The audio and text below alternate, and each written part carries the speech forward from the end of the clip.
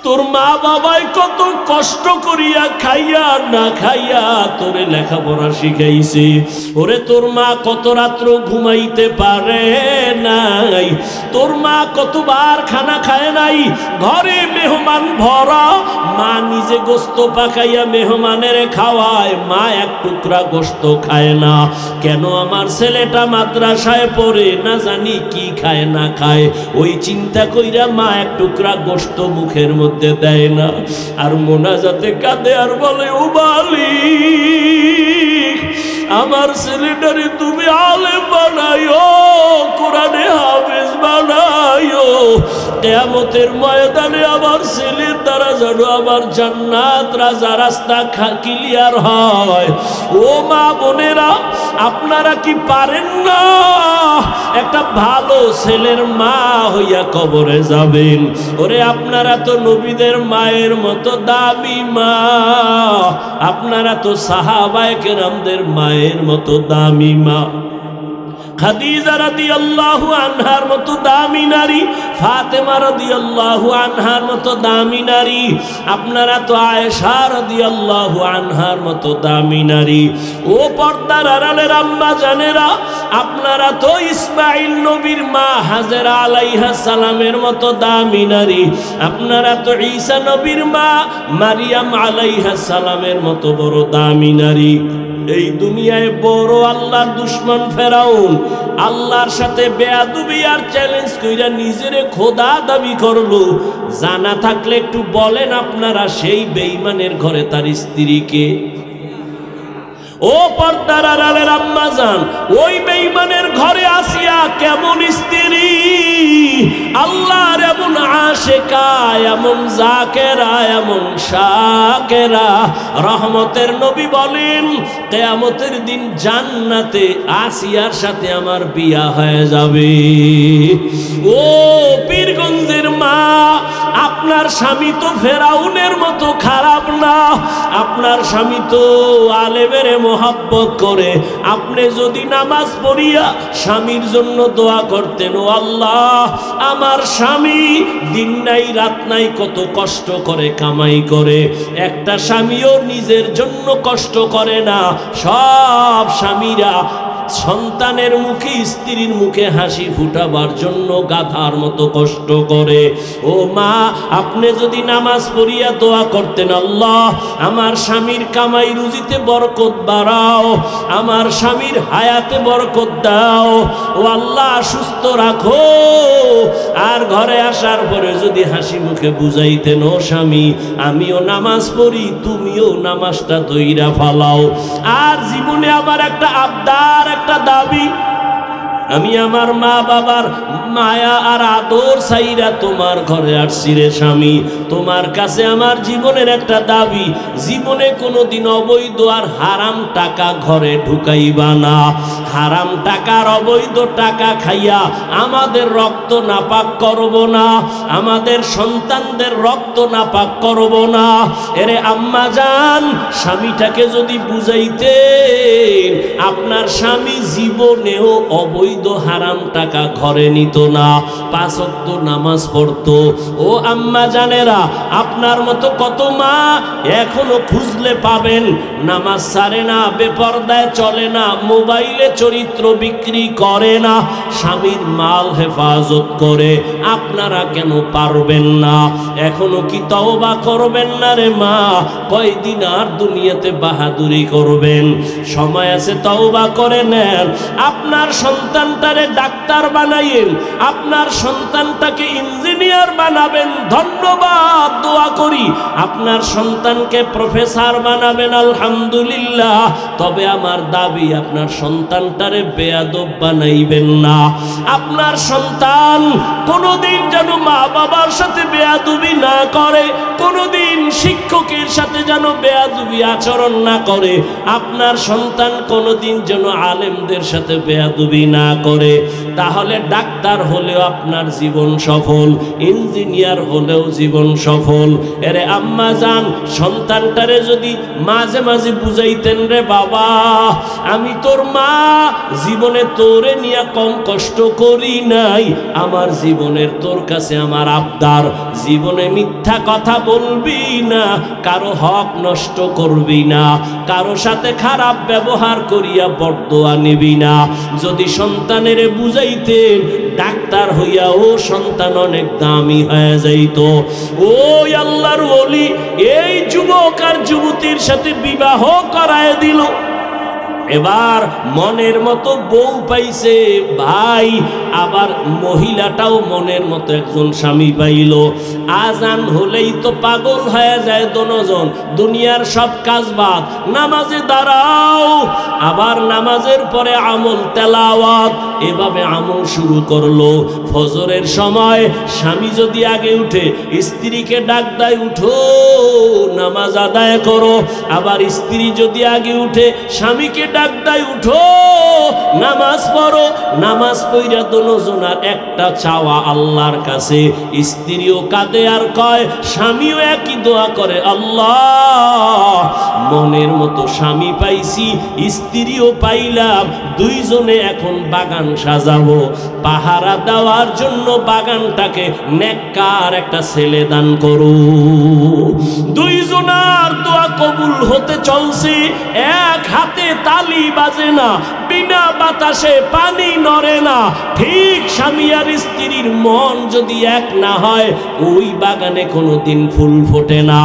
স্ত্রীর মনও এক, স্বামীর মনটাও এক, দুইজনে কান্না করে দোয়া করতেছেন, হে মালিক নেককার সন্তান দিও। আল্লাহ এমন একটা সন্তান তাদের দান করলেন। এই সন্তান দুনিয়াতে আসা মাত্র ডান কানে আজানের আওয়াজ, বাম কানে ইকামতের আওয়াজ। 7 দিনের দিন চুল ফালায় একটা সুন্দর নাম রাখছে।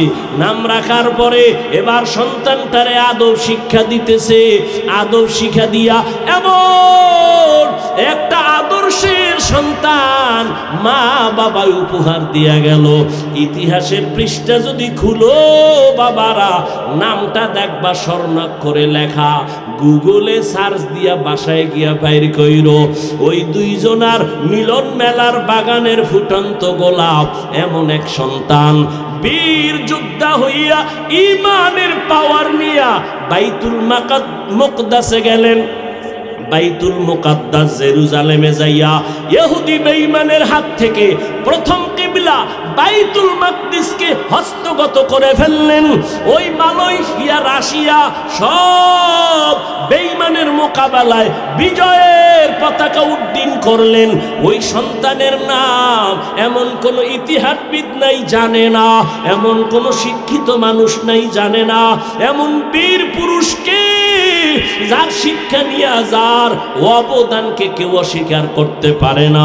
মিশর হাতে নিয়ে নিল, রাশিয়া হাতে নিয়ে নিল, বাইতুল মুকাদ্দাস ইহুদিকে নিপাত করে হাতে নিয়ে নিল। এই ভাগ্যবান ভাগ্যবতী মায়ের সন্তান, ভাগ্যবান বাবার সন্তান, ইতিহাসের পৃষ্ঠায় তার নাম সুলতান সালাউদ্দিন আইয়ুবী রহমাতুল্লাহ আলাইহি। ও যুবক, গুগলে সার্চ দিয়ে দেখো সুলতান সালাউদ্দিন আইয়ুবী কে। আজকেই বের কইরা দেখ, কেমন মায়ের, কেমন বাবার, কেমন সন্তান। সুলতান সালাউদ্দিন আইয়ুবী গোটা দুনিয়াকে আলোড়ন করে ফেলেছেন, রাষ্ট্র চালাইছেন, আবার জুমার নামাজও পড়াইছেন। একেই তো বলে ইসলামের নেতা, একেই তো বলে ইসলামের একজন সিপাহ সালার। মদিনার রাষ্ট্র চালাইছেন আমার নবী, আমার দুনিয়ার রাষ্ট্র চালাইছেন আবু বকর, ওমর, ওসমান, আলী। চালাইয়া দেখাইছে রাজনীতি যদি করো জান্নাতে যাওয়ার রাস্তায় গিয়া করিও, দান্দাবাজি আর চান্দাবাজি যদি করো কবরে যাওয়ার আগে কপাল নষ্ট হয়ে যাবে।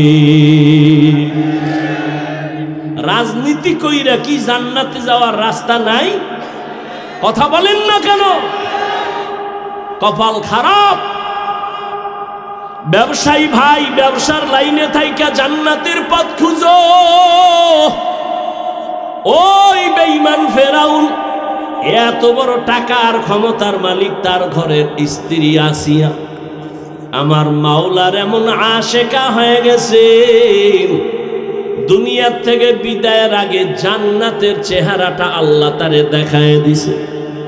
ও যুবক বাবারা, ও বৃদ্ধ বাবাজিরা, আপনাদের মতো কত বুড়া বাবারা হাতের মধ্যে লাঠি নিয়ে মসজিদে গিয়া 5 বেলার নামাজ পড়ে, আপনি কেন পারবেন না? ও যুবক, আমিও যদি তোমার মতো চিন্তা করিয়া আমি প্যান্ট শার্ট টাই লাগায়া দাড়ি কাইটা রাস্তায় ঘুরতাম, কেউ আমারে বাধা দিত না। এই টুপির কারণে মাথা গরম, দাড়ির কারণে যৌবনের ভাব চলে যায়, কম বুঝি না। লম্বা জামাটা পরার কারণে শরীরটা গরম লাগে, কম বুঝি না। এই আর 10 মিনিট সময় দিবা?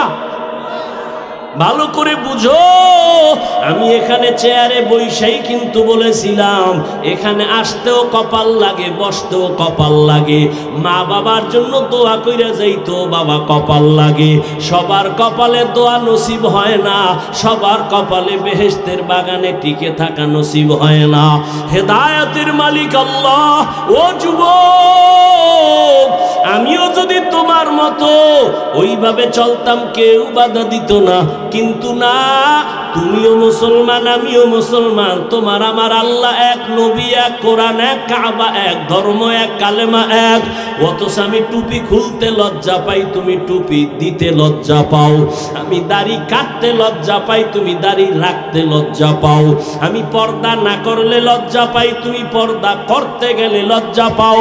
আমি মসজিদে না ঢুকলে লজ্জা পাই, তুমি মসজিদে ঢুকতে গেলে লজ্জা পাও। অথচ তুমিও আল্লাহ মানো, নবী মানো, কোরআন মানো, হাদিস মানো। কেন বাবা এত দূরত্ব? বুঝি না রে বাবা। তুমি ভুলে আসো নাকি আমি ভুলে আসি তাও বুঝি না রে বাবা। চিন্তা ভাবনা কইরা দেখলাম যত লাইন থাকুক না কেন, আমার মাওলার কোরআন সত্য, নবীর কথা সত্য, কোনো মিথ্যা নাই। যুবকেরা আর একবার জিজ্ঞাসা করি পিছনের কথা, আল্লাহর কোরআন যে সত্য কোনো সন্দেহ আছে? ওই কোরআনে জান্নাতের বয়ান আসেনি? জাহান্নামের বয়ান আসেনি? কে জান্নাতে যাবে, কে জাহান্নামে যাবে আমার আল্লাহ তাও বলছেন। ও বাবারা, নেক আমলওয়ালা জান্নাতে যাবে, যারা গুনাহগার তারা জাহান্নামে যাবে। জান্নাতটা কেমন আরামের ঘর আল্লাহ তাও বয়ান করেছেন, আর জাহান্নামটা কেমন আযাবের ঘর আমার আল্লাহ আমার নবী তাও বয়ান করেছেন। আম্মা জান আয়েশা রাদিয়াল্লাহু আনহা বলেন, আমি একদিন তাকায়া দেখি রহমতের নবী আমার রুমে বৈশা বৈশা গুনগুন করে কান্না করেন। আমি ভয় পেয়ে গেলাম, না জানি আমি আয়েশা কোনো বেয়াদবি করে ফেললাম। ইয়া রাসূলুল্লাহ, আপনি কাঁদেন কেন? আমি কোনো বেয়াদবি করলাম? কয় না। তো কেন কাঁদেন? নবী বলেন, ও আয়েশা, কিয়ামতের ময়দানে আমার উম্মতের কি উপায় হবে সেই ভাবনায় কাঁদতেছি। কিয়ামতের দিন আলেম যদি জান্নাতে যায়, তার বন্ধুটাও জান্নাতে যাবে। কিয়ামত পর্যন্ত আর চাইলেও কি নবীজিকে পাবেন? সাহাবায়ে কেরাম পাবেন? আইম্মায়ে কেরাম পাবেন? অতএব কিয়ামত পর্যন্ত এই জাতির রাহবরি করবে একমাত্র উলামায়ে আহলে হক। উলামায়ে আহলে হক। এজন্য উলামায়ে কেরাম এই দেশ ও জাতির জন্য যেই পরিমাণ মেধা ব্যয় করে, এই পরিমাণ মেধা কেউ নিঃস্বার্থভাবে ব্যয় করে না। উলামায়ে কেরাম এই জাতিকে নিয়ে যেই পরিমাণ ভাবে, এই পরিমাণ ভাবার মানুষ নিঃস্বার্থভাবে আর কেউ নাই। সরকারি চাকরি করে, কেউ বেসরকারি চাকরি করে। ডিউটি কত ঘন্টা জানা থাকলে জবাব দেন। কয়টা থেকে কয়টা বলেন? 8টা থেকে 5টা। আচ্ছা, আমার কথা খুব খেয়াল করেন। 8টা থেকে 5টা ডিউটি করে বেতন কত ধারণা? স্বাভাবিক 20,000। 20,000। ইমাম সাহেব আলেম মসজিদে 24 ঘন্টার জন্য তিনি দায়িত্ব পালন করেন। এক ওয়াক্ত নামাজে না গেলে থার্ড ক্লাসের রিক্সার ড্রাইভার পর্যন্ত রিমান্ডের জিজ্ঞাসাবাদ শুরু করে, গেছিলেন কই? ইমাম সাহেব বলে, কে আপনি? কয় আমি রিক্সাওয়ালা। কয় তোমার পাওয়ার এত কেন? কয় 5 টাকা মাসে বেতন দেই। ইমাম সাহেব 24 ঘন্টা ডিউটি করে বেতন কত? 6 মাস বাকি। সভাপতি কত দেয়? কয় 100। সেক্রেটারি কত? কয় 50। মাস মাস ক্লিয়ার। কয় 7 মাস বাকি। কথা ঠিক? শিয়ালের হাতে মুরগি দিয়া কয় 3 দিন আমানত। শিয়াল পণ্ডিত কয় দোয়া হোসাই মাফ হোসাই। 3 দিন কেন? 1 দিনও না। জিন্দা কেন? মরাও পাইবান। শিয়ালের হাতে মুরগি দিলে যা হবে, ধর্মের চাবি সুদখোরের হাতে দিলে তাই হবে। আল্লাহ হেদায়াত দান করুন। দিল খুলে আমিন বলবেন। আল্লাহ হেদায়াত দান করুন। তাহলে ওলামায়ে কেরামের ইজ্জত বাড়লে উম্মতের ক্ষতি না লাভ? আল্লাহর কাছে আবার দোয়া করি, ওলামায়ে কেরামের ইজ্জত আল্লাহ বাড়ায় দেন। যারা ওলামায়ে কেরামের বিরুদ্ধে ফেসবুকে লেখে, বিভিন্নভাবে ষড়যন্ত্র করে, আল্লাহ ওদের হেদায়াত দান করেন। আমি আপনাদের দোয়া নিতে আসছি।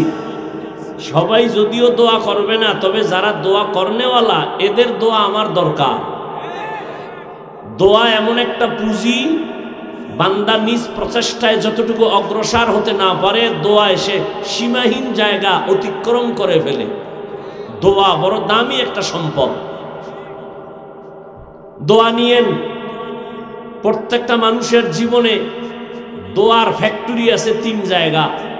প্রথম ফ্যাক্টরি মা বাবা, দ্বিতীয় ফ্যাক্টরি আমার শিক্ষক, তৃতীয় ফ্যাক্টরি আমার উলামায়ে কেরাম মুরব্বীরা। এই 3 লাইনের দোয়া যেমন অনেক সফল, ঠিক এই 3 লাইনের বরদোয়াটাও এমন আগুন। আল্লাহ আমাদের বুঝার তৌফিক দান করেন। এবার আমি আলোচনায় ঢুকব। আপনাদের দোয়া থাকলে, ধৈর্য থাকলে চলবে, উঠা বসা করলে মোনাজাত হয়ে যাবে। হাত দুইটা শুধু উপরে উঠাবো আর বলবো আলহামদুলিল্লাহি রাব্বিল আলামিন। আর 1 বছরের মধ্যে আর এই আমিন আর শেষ হবে না, শেষ। অতএব নিজের কপালও পুরবেন না, অন্যেরও ক্ষতি করার অপচেষ্টা করবেন না। ভালো না লাগলে দাঁড়ায় বলবেন, মোনাজাত দিয়ে দেই। আপনার বাসায় প্রয়োজন আছে, আমার আরো বেশি প্রয়োজন। আপনার 1 রাতের কষ্ট আমাদের সারা জীবনের কষ্ট। 20 বছর ডাউলের পানি আর আটার রুটি খাইয়া 24 ঘন্টা আমাদের কর্মসূচি ছিল কোরআন নিয়ে গবেষণা, হাদিস নিয়ে গবেষণা। 24 ঘন্টা। এখন কোনো বেনামাজি যদি কয় হুজুর কোরআন হাদিসের বাইরে ওয়াজ করবেন না, এরকম বলনেওয়ালা আছে না নাই? আমি বললাম, ও জাহেল, তুমি কোরআনের ভিতর আর বাইরের খবর কি জানো? কোরআনের ভিতর দিয়ে যদি বয়ান করি, তোমার কলিজা তো জ্বলে পুড়ে ছাই হয়ে যাবে। কোরআনের ভিতর থেকে বয়ান করলে তো সুদখোরের বিরুদ্ধে কঠিন বয়ান দিতে হবে, ঘুষখোরের বিরুদ্ধে বয়ান দিতে হবে। কোরআনের ভিতর থেকে বয়ান করলে বেনামাজির বিরুদ্ধে বয়ান দিতে হবে। কোরআন হাদিসের ভেতর থেকে বয়ান করলে বেপরদাওয়ালাদের বিরুদ্ধে বয়ান দিতে হবে। কোরআন হাদিসের ভিতরের বয়ান করলে দুর্নীতি বা চোর ডাকাতের বিরুদ্ধে বয়ান দিতে হবে। তোমার কলিজা তো জ্বলে ছাই হয়ে যাবে। তবে ধৈর্য থাকলে শুনো, বলবো। আল্লাহ যদি বলায়, তৌফিক কে দিবেন? এখানে কয় মিনিট কথা হবে, কয়টা কথা হবে, বাজেট আসমান থেকে করা আছে, কমও হবে না। আল্লাহ সবাইকে কবুল করেন। আমি সবার পরিচিত একটা সূরা আজকে পড়ছি। যারা কোরআন শরীফ পড়তে জানেন না, আমার জানা মতে, ধারণা মতে সূরাটা সবাই জানেন। মনে আছে কি পড়ছিলাম? হ্যাঁ, মা বোনেরাও এই সূরাটা জানে। খুব ছোট্ট একটা সূরা, তবে এই ছোট সূরার অ্যাকশন কত, আজকে একটু সুযোগ থাকলে শুনে যাইয়েন। আর দোয়াও করেন অন্তরে অন্তরে, আল্লাহ আমাকেও কবুল করেন, আপনাদেরও কবুল করেন। ওয়াল আসর, আসরের শপথ। ইন্নাল ইনসানা লাফি খুসর, নিশ্চিত পৃথিবীর সব মানুষগুলো জাহান্নামী, ইল্লাল্লাযীনা আমানু, কিন্তু যারা ঈমান আনয়ন করবেন, ওয়া আমিলুস সালিহাত, নেক আমল করবেন, ওয়া তাওয়াসাউ বিল হক, ঈমান ও আমলের দাওয়াত অন্যকে দিবেন, ওয়া তাওয়াসাউ বিস সাবর, ঈমান আমলের বিরুদ্ধে যারা চলে তাদের বাধা দিতে গিয়া বিপদ আসলে ধৈর্য ধারণ করবেন। এই 4 গুণওয়ালা ব্যতীত বাকি সব জাহান্নামী। খুব খেয়াল করি তরজমা, হাদিস পড়েছিলাম, খেয়াল করেন। নবী বলেন, কুল্লু উম্মতি ইয়াদখুলুনাল জান্নাতা ইল্লা মান আবা। রহমতের নবী বলেন, সব উম্মত জান্নাতে যাবে। দেখছেন নি কারবার? আল্লাহ কয় সব মানুষ জাহান্নামী, মদিনার নবী কয় সব উম্মত জান্নাতি। কিন্তু ইল্লা মান আবা, নবী বলেন যে আমাকে মানে না সে জান্নাতে যাবে না। কিলা মান আবা, ও রহমতের নবী বলেন কারা আপনাকে মানে না? নবী বলেন, মান আতাআনি দাখালাল জান্নাহ, যে আমার অনুসরণ করবে, অনুকরণ করবে সে জান্নাতে যাবে।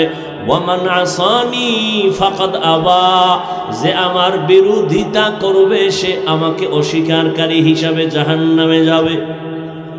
হাদিসের কিছু সামান্য ব্যাখ্যা 5 মিনিট শুনেন। নবী বললেন সব উম্মত জান্নাতে যাবে, যারা নবী মানে না তারা জান্নাতে যাবে না। কে নবী মানে, কে মানে না? সাহাবায়ে কেরামের প্রশ্ন, নবী আপনাকে মানে না তারা কারা? নবী স্পষ্ট স্কেল দিয়ে গেলেন, কে আমি মুহাম্মদ রে মানে, কে মানে না। আপনার আমার বলা বলি করে দ্বন্দ্ব বাড়ানোর প্রয়োজন নাই। কে নবী মানে, কে মানে না, নবী নিজেই বলছেন।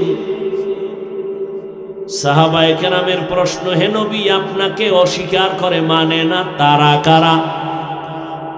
নবী ওই কথাটার জবাব ডাইরেক্ট না দিয়া তার আগে একটা সুন্দর মোহাব্বতের আওয়াজ দিলেন, মান আতাআনি দাখালাল জান্নাহ, যে আমার অনুসরণ করে সে জান্নাতে যাবে। এখান থেকে একটা প্রশ্ন করব আপনাদেরকে, নিজের থেকে জবাব দিবেন। আবার বলছি, নবী বললেন যারা আমারে মানে তারা জান্নাতে যাবে, যারা মানে না তারা যাবে না। সাহাবায়ে কেরামের প্রশ্ন, ইয়া রাসূলুল্লাহ আপনাকে অস্বীকার করে মানে না তারা কারা? নবী ওই জবাবের আগে বললেন যে আমার অনুসরণ করে সে জান্নাতে যাবে। এবার আপনারা বলেন, নবী বলছেন যে আমার অনুসরণ করবে জান্নাতে যাবে, বিপরীত কথাটা কি দাঁড়াবে? যারা অনুসরণ করে না তারা জান্নাতে। আবারও বলছি, সাহাবায়ে কেরাম বললেন, হে নবী কে আপনাকে অস্বীকার করে? রহমতের নবী বলছেন যারা আমার অনুসরণ করবে তারা জান্নাতে যাবে। বিপরীত কথা দাঁড়ায়, যে অনুসরণ করবে না সে জান্নাতে যাবে না। কিন্তু আশ্চর্যের বিষয় নবী এটা বলেন নাই। এখন অনেকের মাথায় ঢুকতেছে না, ভালো করে খেয়াল করেন। সাহাবাদের প্রশ্ন, নবী আপনাকে মানে না তারা কারা? নবী বললেন যে আমার অনুসরণ করবে সে জান্নাতে যাবে। কথা বিপরীতটা দাঁড়ায় যে নবীর অনুসরণ করবে না সে জান্নাতে যাবে না। নবী এই কথা বলেন নাই যে আমার অনুসরণ করবে না সে জান্নাতে যাবে না। তো নবী কি বলছেন? নবী বলেন যে আমার বিরোধিতা করবে সে আমাকে মানে না হিসাবে জাহান্নামে যাবে। এখান থেকে কি বুঝলাম? চিকন কথা বুঝলাম কি? নবীরে যারা মানে না তারা 2 দল। কয় দল? এক দল আগ্রহী আর এক দল বিদ্রোহী, এক দল দরদি আর এক দল বিরোধী।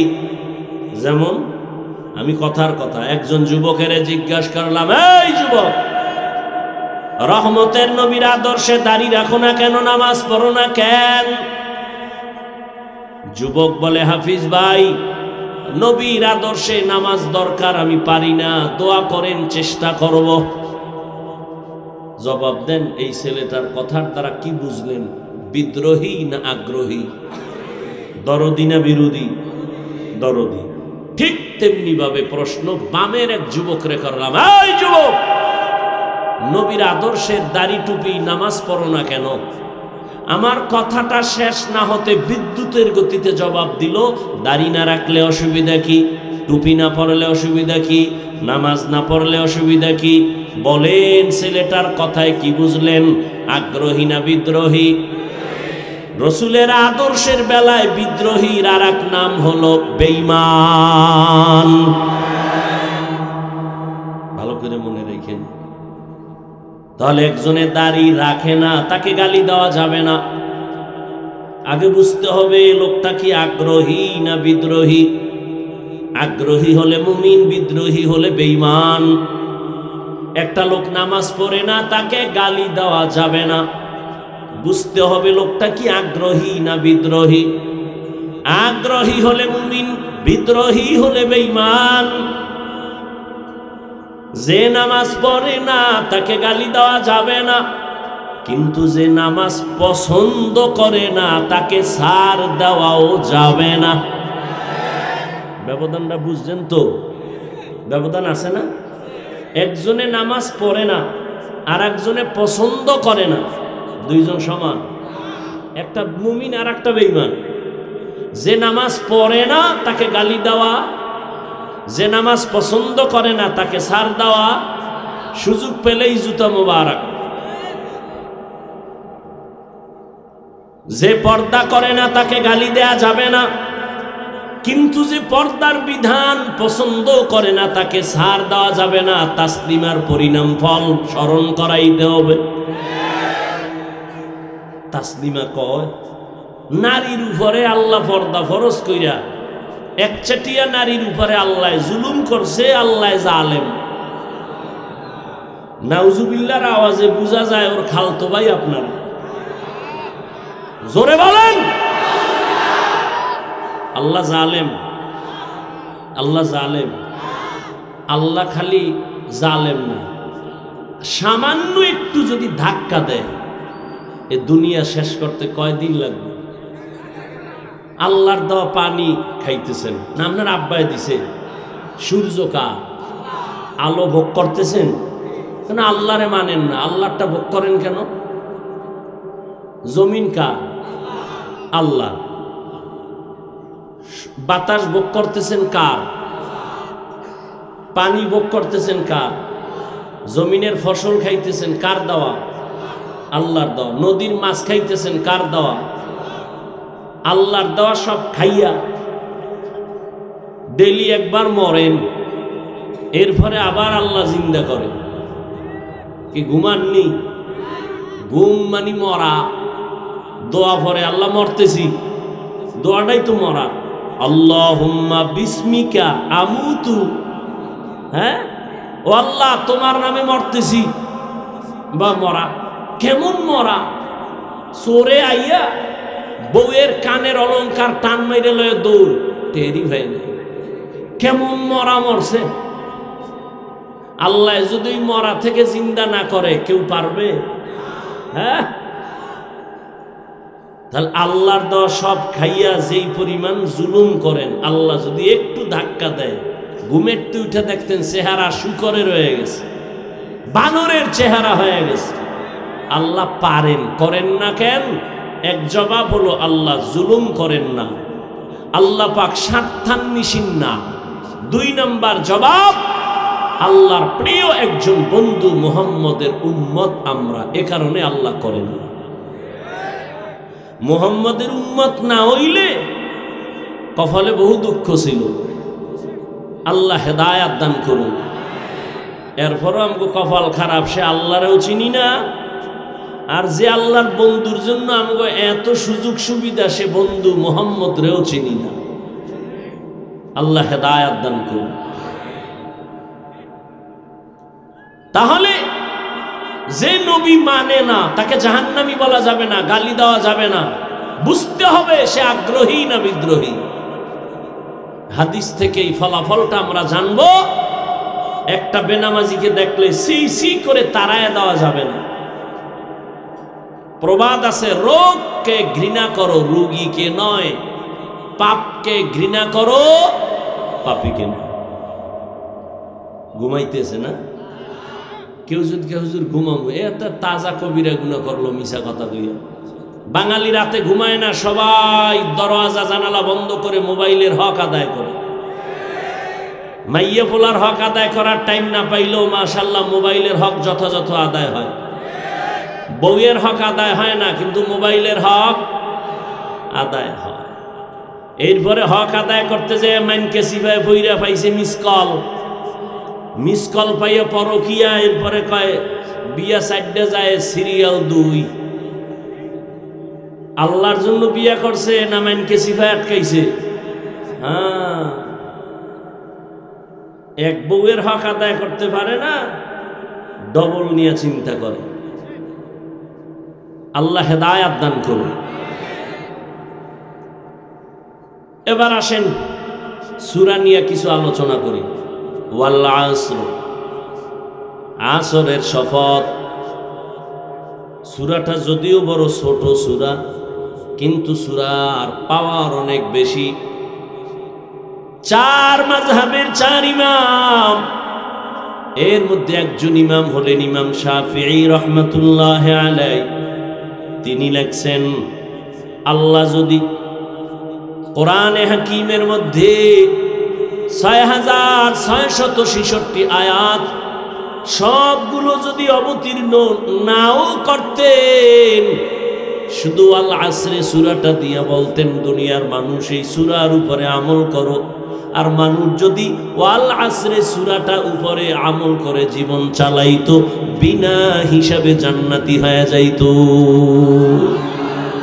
কাদের কুদরত দারি বরকামাল, আনতা রব্বি আনতা হাসবি জুল জালাল, তুহি কাদের জলিলুল্লাহ জাহাদার, বহর হালে তুহি মেরা নেগাহদার। সূরাটার এমন পাওয়ার। সূরাটার শুরুতে আল্লাহ শপথ করলেন ওয়াল আসর, আসরের শপথ। আল্লাহ শুধু এখানে না, কোরআনের বিভিন্ন জায়গায় শপথ করেছেন, কসম করেছেন। একটু জবাব দেন, আল্লাহর কোরআন সত্য না মিথ্যা? কত পার্সেন্ট সত্য? পুরাটা না অর্ধেক? সবাই একমত? 100 বুঝি না আর 200 বুঝি না, কিয়ামত পর্যন্ত জমিনে আরো যত পার্সেন্ট বাড়বে, সবার থেকেই আমার আল্লাহর কোরআন সত্য।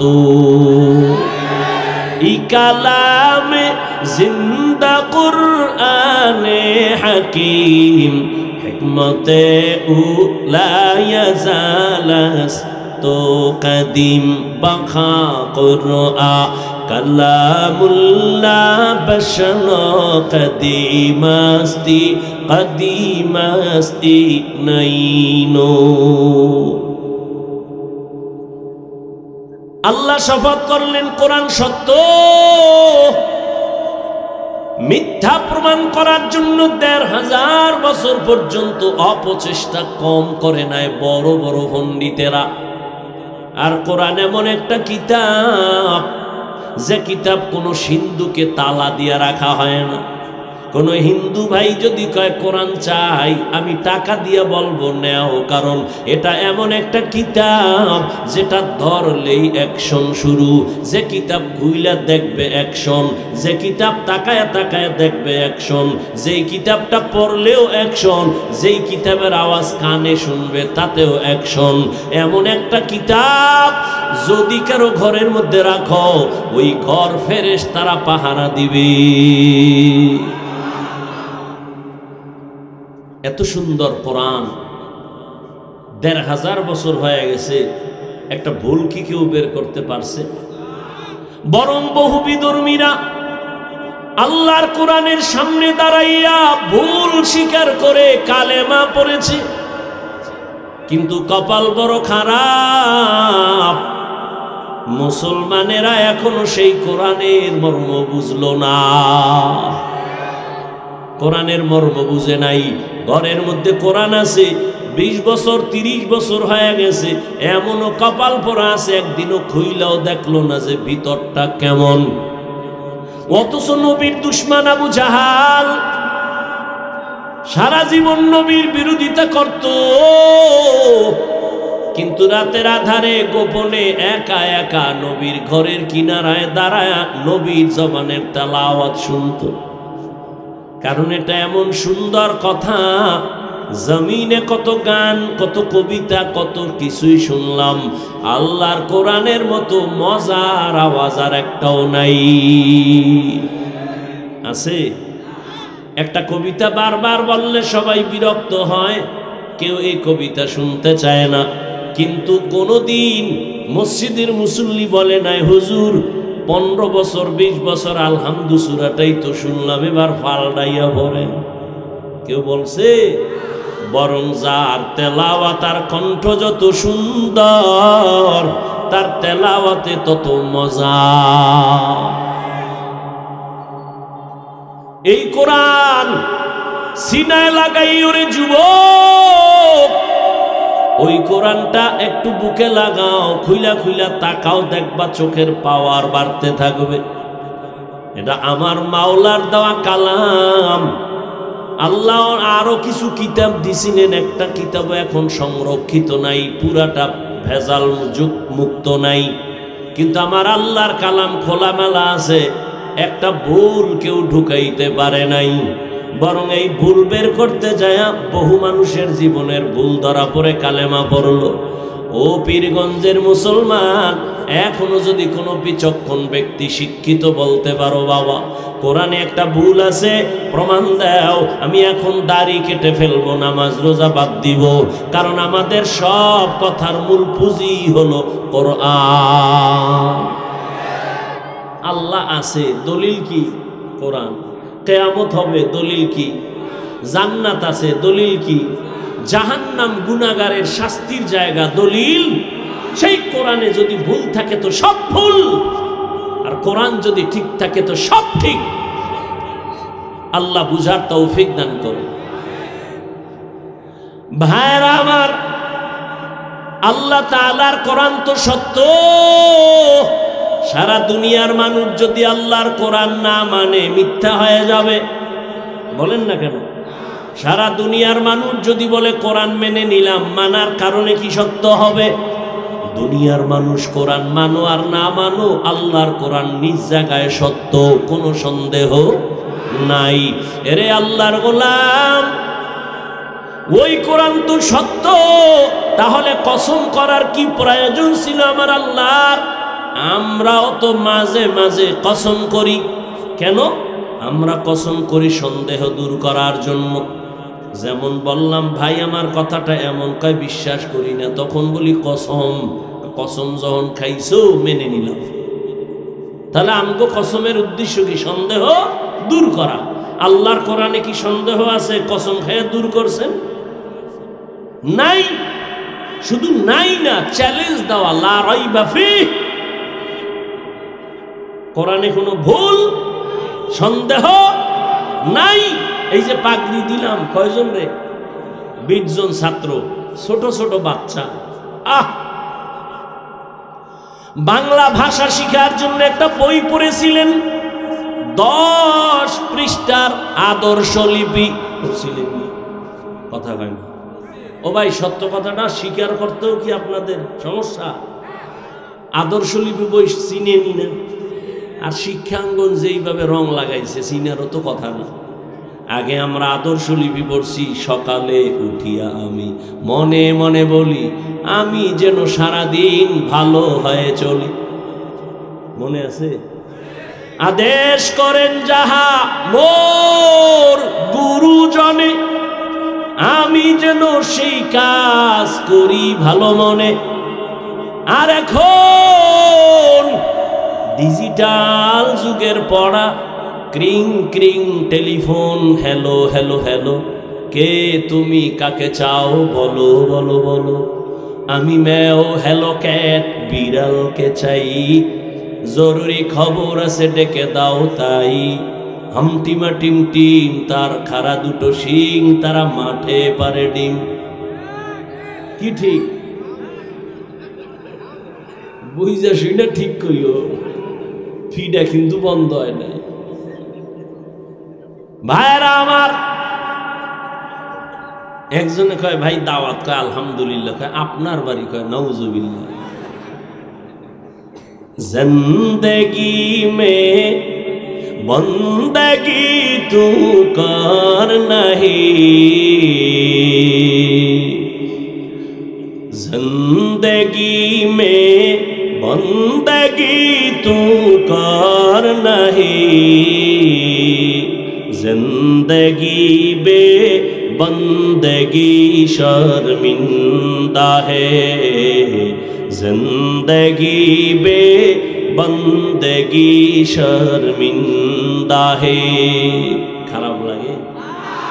যুবকরা আসো না, ঘুমাও, মোবাইল যে রাখ, এটা লই মরবি, মরার আগে কবি কাফনের ভিতরে ঢুকাইতে, কবরে যখন যাইবি না ফেরেশতা আইলে কবি আগে সেলফি, পরে প্রশ্ন। মর, মোবাইল লইয়ে মর। এরে যুবক, রহমতের নবী কত কলিজা দিয়া মোহাব্বত করেছে যুবকেরে, বুঝো না রে যুবক। নবী বলেন আমি এমন কপালওয়ালা, জমিনে আইসা আমি একদিনও আমার আব্বাকে আব্বা বলে ডাকতে পারি নাই। কেমন কপাল আমার, 6 বছরে আমি আমার মারেও হারায় ফেললাম। আমার আপন জনেরা সব আমার দুশ্মনী হয়, জবাই করার জন্য হাঁটার পথে কাটা দেয়। আমি মুহাম্মদ, আমি আল্লাহর এমন প্রিয় গোলাম। আল্লাহ বলেন মুসারে আমি নবী বানাইছি, ইব্রাহিম আমার নবী, মুহাম্মদ আমার নবী, সবাই আমার বন্ধু। ঈসা আমার বন্ধু, মুসা নবী বন্ধু, ইউনুস নবী বন্ধু, দাউদ নবী বন্ধু, সুলাইমান আমার বন্ধু, মুহাম্মদও আমার বন্ধু। তবে ব্যবধানটা কি জানো? সব নবী রাসূলেরা আমার আল্লাহ তাআলার আশিক, আর আল্লাহ কয় আমি নিজে আল্লাহ মুহাম্মদের আশিক। ওই নবী বলেন আমি যদি দোয়া করতাম উহুদ পাহাড় স্বর্ণ বানাও, আল্লাহ বানাইতেন। আমি উল্টা দোয়া করছি, ও আল্লাহ তুমি আমারে বড় লোক বানাইও না, আমারে তুমি গরিবী হালাতে রাখিও, গরিবী হালাতে মরণ দিও, কিয়ামতের দিন গরিবের সাথে আমার হাসর করাইও। নবী কয় ও গরিবের দল, বড় লোকের বাড়ি গেরি দেইখা মোটেও আফসোস করিস না, কিয়ামতের দিন ওই টাকাওয়ালা বাড়িওয়ালার 500 বছর আগে গরিব তুমি জান্নাতে যাইবা। নবী বলেন এই বিপদের সময়, বিপদে পড়লে বাবারে টেলিফোন করি, বাবা কই আমার উপরে বিপদ। বাবা দৌড়াইয়া হাজির হয়, আম্মা জানেরে বলি মা তুমি তো আসতে পারবা না, একটু আমার জন্য দোয়া করিও।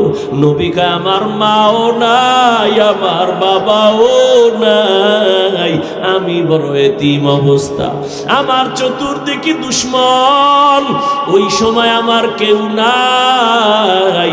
বুড়ারা যারা ছিল আমার সবাই বিরোধিতা করেছে, যুবকেরা আমার উপকার করেছে।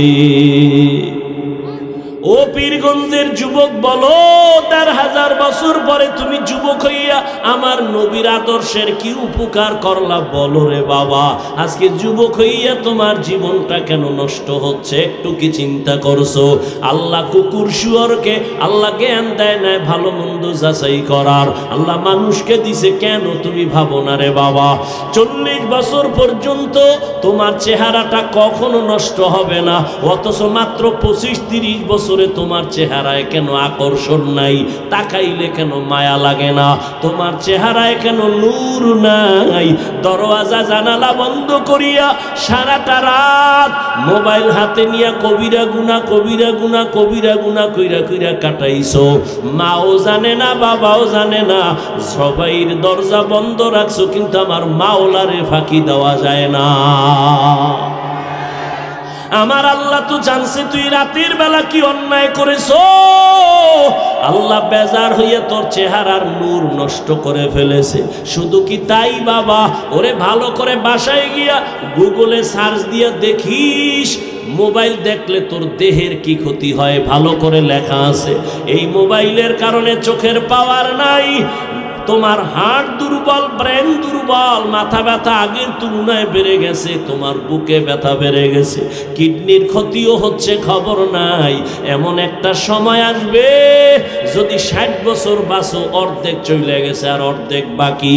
কিন্তু বাকি জীবন বাঁচার জন্য যেই পার্টসগুলো মেয়াদ থাকা দরকার, এই মেয়াদ আগে শেষ কইরা ফেলাইছো। কানের মেয়াদ নাই, চোখের মেয়াদ নাই, বাইসা থাকবি পঙ্গু হইয়া বাঁচা লাগবে।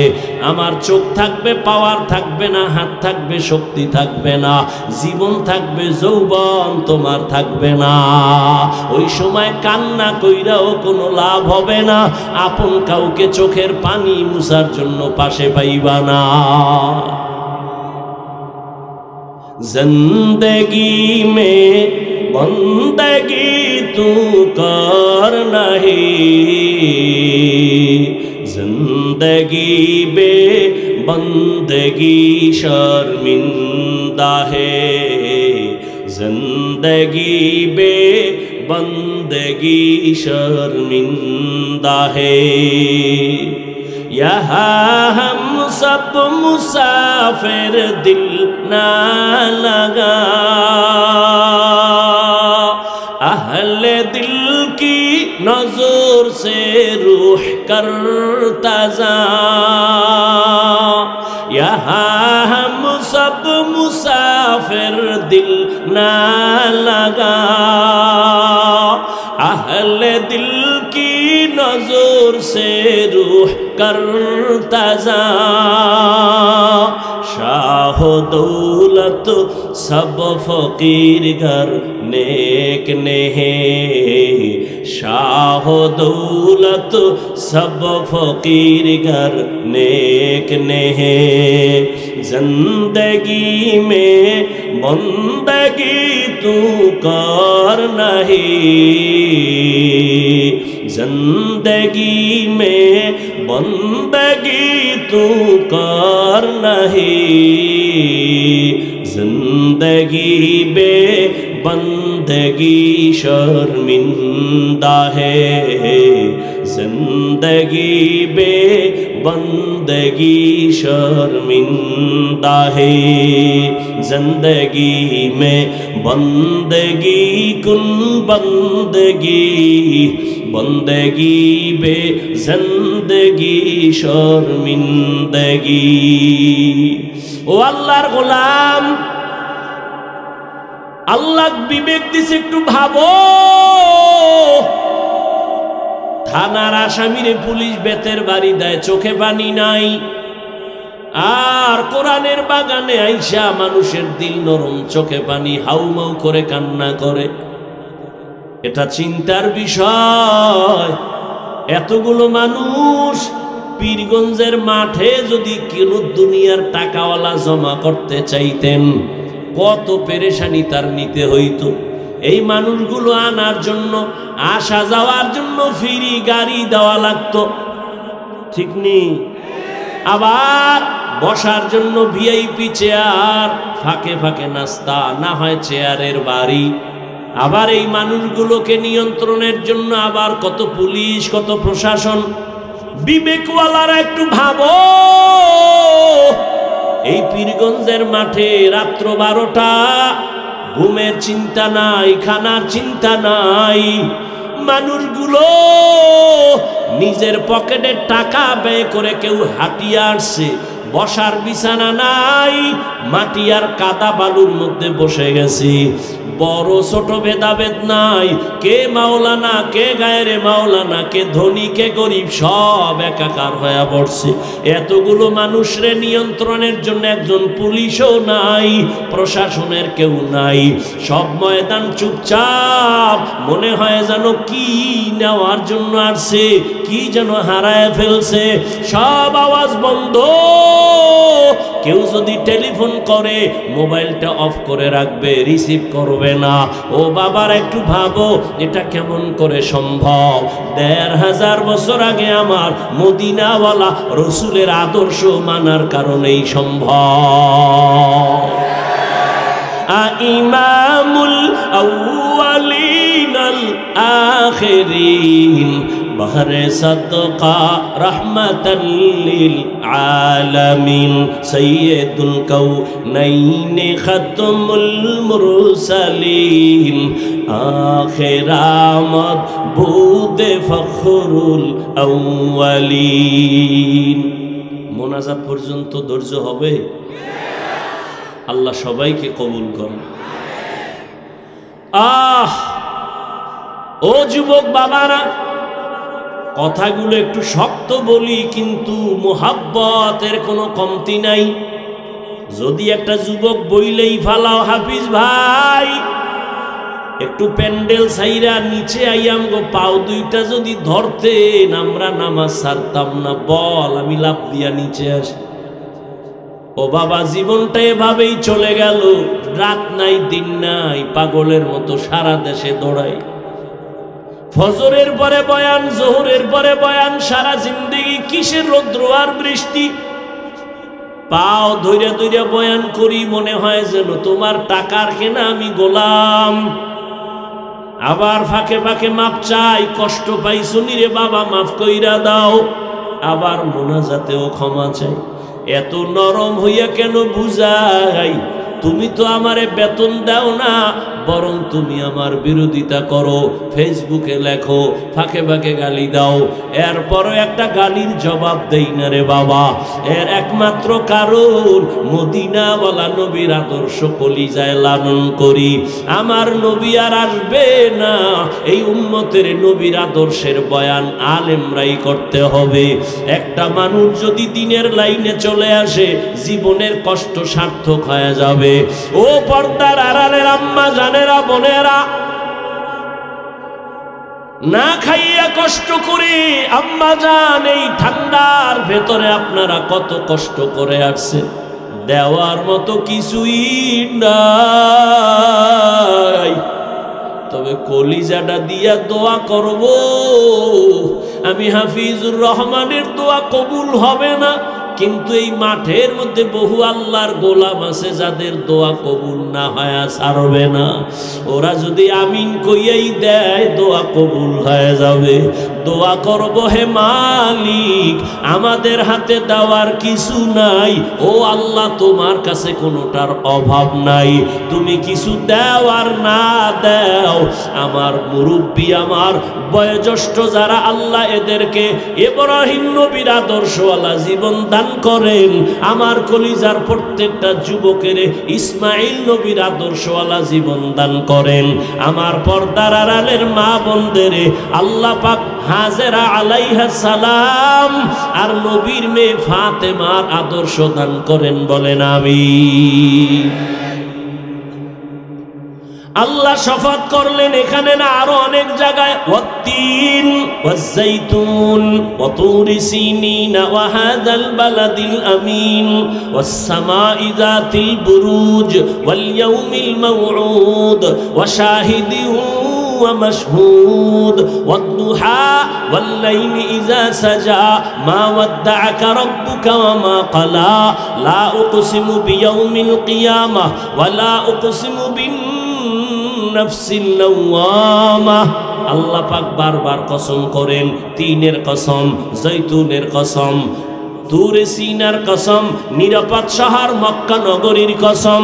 আল্লাহ কসম কেন করলেন? তার সংক্ষিপ্ত জবাব, আল্লাহর সব কথাই সত্য, গুরুত্বপূর্ণ, তবে যেই জিনিসের উপরে কসম করছেন ওই জিনিসটা বড় দামি, বুঝাবার জন্য। দ্বিতীয়, কসমের পরে যে কথা বলবেন এই কথাগুলো অনেক দামি, গুরুত্বপূর্ণ, এদিকে মানুষের অন্তর আকৃষ্ট করার জন্য। আল্লাহ বলেন ওয়াল আসর, আসরের শপথ, তার মানে আসর বড় দামি একটা সম্পদ। এই আসরটাকে যারা মূল্যায়ন করবে, কাজে লাগাবে, এরা দুনিয়ায় বাদশাহ, পরকালেও বাদশাহ। আসর বড় দামি একটা সম্পদ। জানি না ধৈর্য হবে কিনা, আল্লাহ তৌফিক দিবেন কিনা।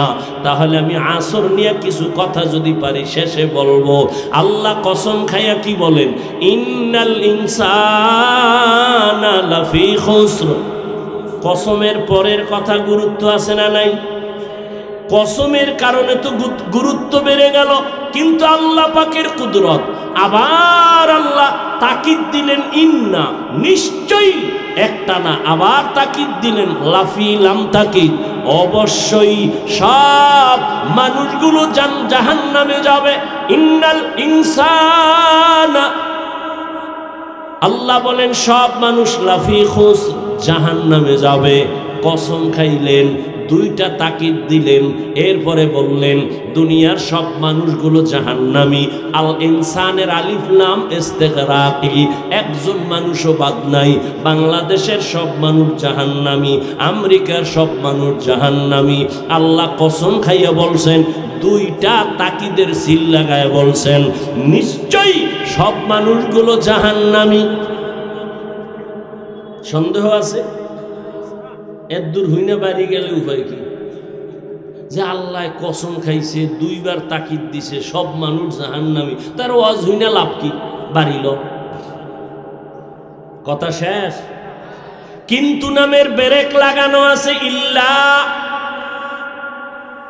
সব মানুষ জাহান্নামে যাবে, কিন্তু 4 গুণওয়ালা মানুষ জাহান্নামে যাবে না। আবার ওদিকে নবী কি কইছে? কুল্লু উম্মতি ইয়াদখুলুনাল জান্নাহ, সব উম্মতেরা জান্নাতি। তাহলে বিড়ি টানলে আর অসুবিধা কি? নবী কইছে সব উম্মত জান্নাতে যাবে। নবী কয় আমিও কিন্তু নামের ব্রেক লাগায় দিছি, সব উম্মত জান্নাতে যাবে, কিন্তু আমারে যারা মানে না তারা জান্নাতে যাবে না।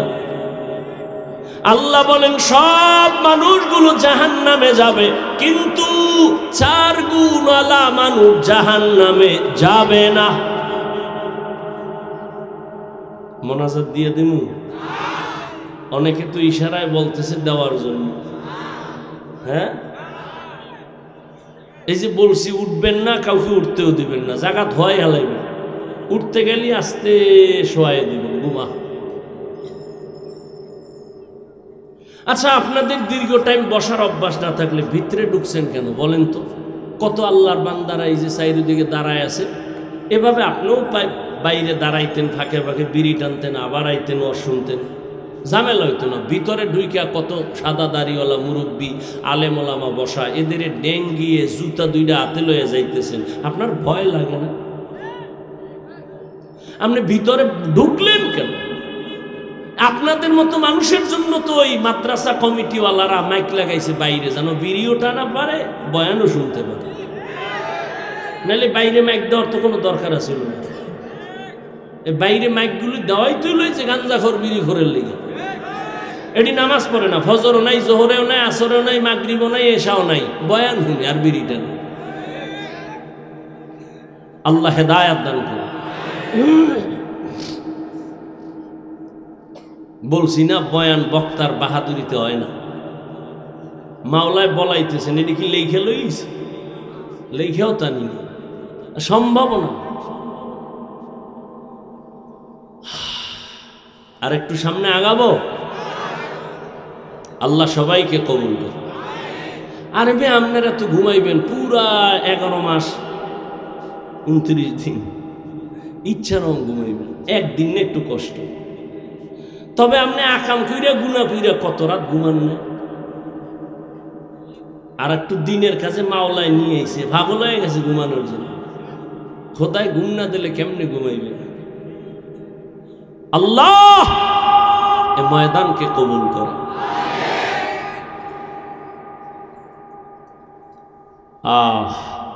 তো আল্লাহ বলেন সব মানুষগুলো জাহান্নামে যাবে, কয় গুণওয়ালারা জান্নাতে যাবে। প্রথম গুণের নাম ঈমান, দ্বিতীয় গুণের নাম হলো নেক আমল। ওলাসের সূরা তো সবাই পারেন, কিন্তু মৌলিক কিছু কথা একটু শুনে যান। ওলাসের সূরাটায় কি কইয়া যাইতেছে আমাদের। সব মানুষ জাহান্নামে যাবে, 4 গুণওয়ালা মানুষ জান্নাতে যাবে। প্রথম গুণ হলো ঈমান, দ্বিতীয় গুণ হলো নেক আমল। কয়টা হইল? আরো বাকি কয়টা? ভালো করে খেয়াল করেন। বাকি 2 গুণের প্রথমটা হলো ঈমান ও আমলের দাওয়াত অন্যকে দেওয়া। 4 নাম্বার গুণ, যারা ঈমান আমলের বিরোধিতা করে তাদের বাধা দেওয়া। বাধা দিতে গেলে বিপদ আসবে, ধৈর্য ধারণ করা। তার মানে সহজ কথা, ঈমান আমলের দাওয়াত দাও, এর নাম তা'মুরুনা বিল মা'রুফ। অন্যায়ের বাধা দাও, ওয়া তানহাউনা আনিল মুনকার। এবার ভাগ করতেছি। 4 গুণের প্রথম 2টা ঈমান আর নেক আমল, এই 2টা গুণ হলো আল্লাহর হক। কার হক? বাকি 2টা গুণ হলো বান্দার হক। আল্লাহর হকে যদি ত্রুটি থাকে আল্লাহ বলেন আমি মাফ করব, কিন্তু বান্দার হক যদি ত্রুটি করো, বান্দা যদি ক্ষমা না দেয়, আমি আল্লাহ ক্ষমা দিব না। সূরা আসর থেকে কি জানলেন? যাদের ঈমান আছে, নেক আমল করেন, এখনো কিন্তু জান্নাত রেডি না, আরো কয় গুণ বাকি। ঈমান আনছেন, নেক আমল করেছেন, মাত্র 2টা আল্লাহর হক। আরো 2টা গুণ আপনার বাকি আছে। ঈমান আমলের দাওয়াত অন্যকে দিবেন, যারা উল্টা পাল্টা করে বাধা দিবেন। ন্যায় ভালো কাজের আদেশ দিবেন, অন্যায় বাধা প্রদান করবেন অন্যকে। এখন দাওয়াত দিবেন, তাও সিস্টেম আছে। অন্যায় একজনে করে, তারে বাধা দিবেন কেমনে, তারও নিয়ম আছে, মন গড়া না। এলাকায় কোনো এক বুজুর্গ আইছে, ঘাড়ের উপর একটা থাপ্পড় দিয়ে যদি কোন কেউ হুজুর জিকির টিকির ঠিক মতো করেননি, এটা আদব হবে? আদব হবে না। একজনে অন্যায় করে, লাঠি নিয়ে আগে ফিডাফিডি শুরু করবেন, ইসলাম এটাকে বলে না। ইসলাম বলে শাসন করো, শোষণ করবা না। শাসন করার নাম ইনসাফ, শোষণ করার নাম জুলুম। ও স্বামী, আল্লাহ পাক 2 দায়িত্ব আল্লাহর হক, ঈমান আর নেক আমল। এই 2টা দায়িত্ব যারা পালন করেন তারা শুধুমাত্র আল্লাহর হক আদায়ের রাস্তায় আসছেন। বাকি 2টা গুণ আছে বান্দার হক।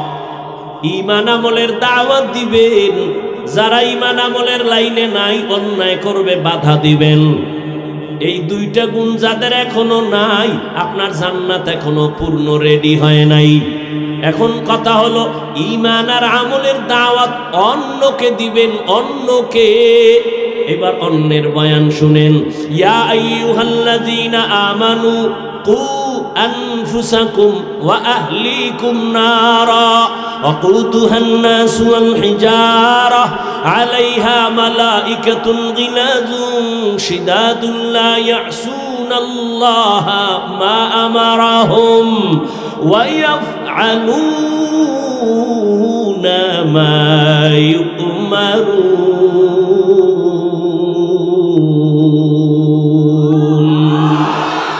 এই কালামে জিন্দা কুরআনে হাকিম, হিকমতে উলায়া জালাস্তু কাদিম।